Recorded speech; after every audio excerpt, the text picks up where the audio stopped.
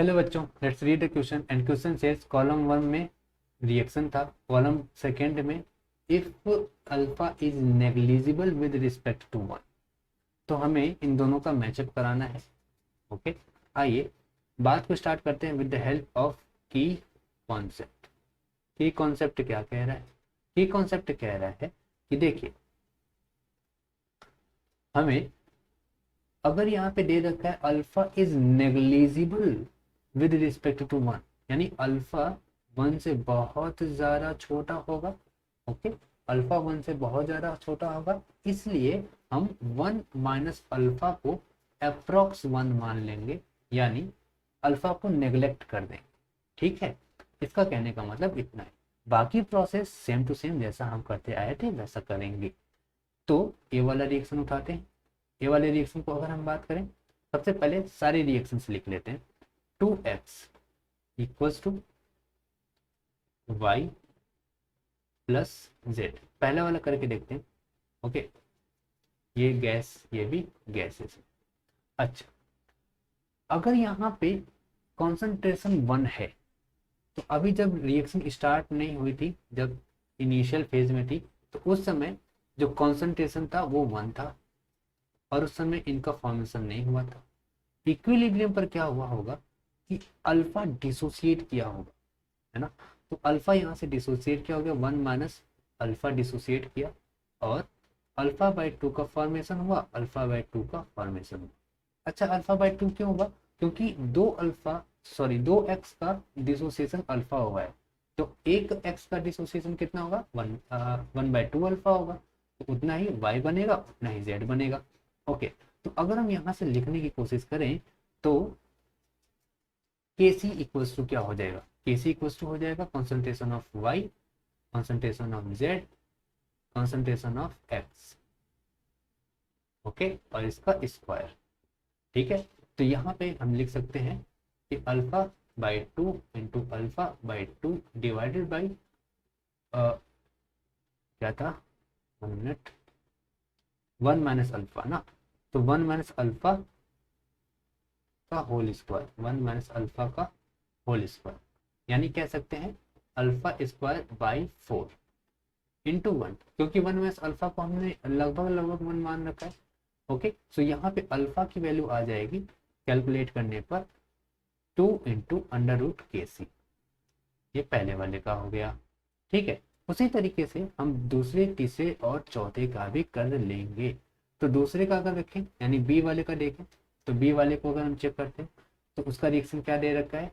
X equals to Y plus z, x equals to Y plus z, x equal to Y plus z दे रखा है।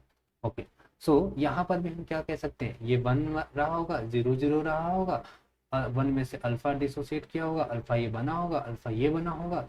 तो यहाँ पे हम क्या कह सकते हैं? यहाँ पे हम कह सकते हैं के सी इक्वल्स टू क्या हो जाएगा? के सी इक्वल्स टू हो जाएगा alpha square by 1 minus alpha, जिसको हम लगभग लगभग 1 कह देंगे। This implies that alpha equals to under root K C. Okay, सी की बात करें, सी क्या होगा? सी की देखें रिएक्शन क्या है? 3x equals to Y plus Z है। 3x equals to Y plus Z. Okay, so same वही कहानी फिर से होगी। ठीक है, यहाँ पर 1 रहा होगा, यहाँ पे 0 0 रहा होगा, तो यहाँ पे 1 में से अल्फा घटा होगा इक्विलिब्रियम पर, और यहाँ पर अल्फा बाई 3 बना होगा, अब अल्फा बाई 3 बना होगा।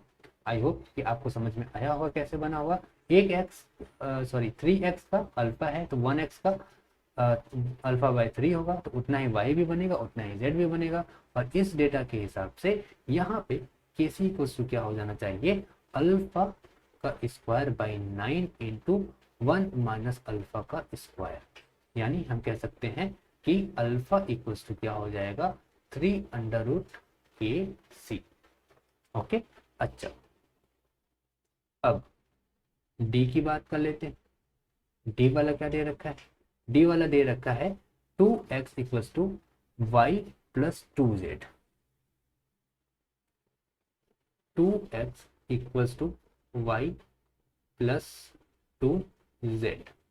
ओके, सो यहाँ पर सेम कहानी, जैसे हो रही थी, क्या होगा, 1 इनिशियली 0 0 रहा होगा। ये कब बात करें, at time t equals to 0। Equilibrium पर क्या हो रहा होगा, 1 में से अल्फा डिसोसिएट किया होगा। अच्छा, तो अल्फा बाय 2 यहाँ पर बना होगा और 2 इंटू अल्फा बाय 2 ये बना होगा। ठीक है, तो अब हम कह सकते हैं के सी इक्वल्स टू क्या होगा, K C equals to alpha by 2 into alpha divided by 1 minus alpha का स्क्वायर। अच्छा, ये केवल अल्फा नहीं होगा, इसका स्क्वायर होगा। ठीक है, क्योंकि यहाँ स्टैइक्योमेट्रिक कोएफिशिएंट 2 है। ओके, इक्वल्स टू क्या हो गया, इक्वल्स टू हो गया अल्फा का क्यूब डिवाइडेड बाई 2, और 1 माइनस अल्फा लगभग 1 है। इट इज इक्वल्स टू क्या हो जाएगा, K C. Okay, so alpha equals to क्या हो गया, 2 के सी की पावर 1/3। हमारे पास सब कुछ आ चुका है। आइए चेक कर लेते हैं कौन किससे करेक्टली मैच्ड है। यहाँ पर हम लिख लेंगे ए किससे मैच्ड है भाई, ए है हमारा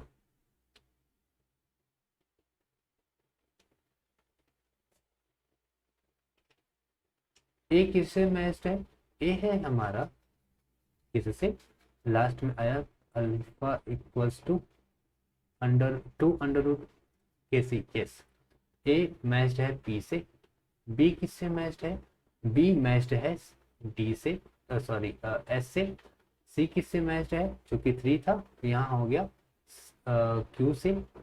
और डी किससे मैच्ड है, डी है हमारा आर से। ये हो जाएगा हमारा answer. Hope this answered your question, thank you so much.